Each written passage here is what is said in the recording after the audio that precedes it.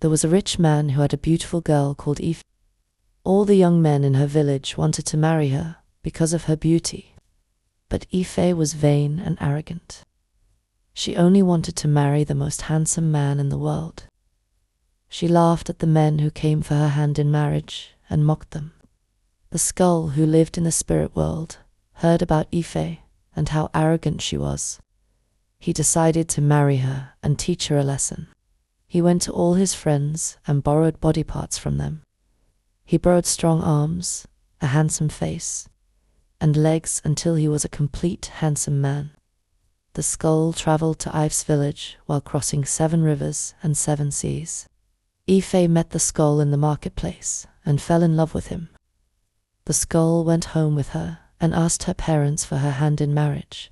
At first, they refused because they did not want her to marry a stranger. But Ife persuaded them, and they agreed. After 2 days, the skull decided to take her back to his home, and she agreed. They started their journey back to the evil forest. Everyone thought Ife was dead after so many days without seeing her. They wept and cried for her. After walking for several days, Ife and the skull crossed the border between the spirit world and the human world after passing through several rivers and seas. When they got to the spirit world, a ghost came and demanded his head from the skull. Others came and demanded all their body parts. The skull was left by himself in his natural, ugly self. Ife was scared and wanted to go back home, but the skull locked her up in his house and gave her difficult chores to do. On her way to gather firewood, Ife met an old woman whom she helped with her load. The old woman became fond of her and heard that the people in the spirit world would eat her once they heard of a human being in their land. Ife wept when she heard that. The old woman then promised to send her back to the human world safely.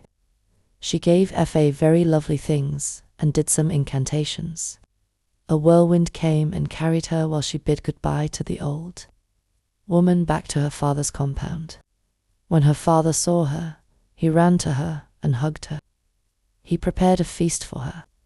Ife's father reported what happened to the village chief after hearing her story. The chief made a law that children would no longer be given to marriage to strangers from a faraway community.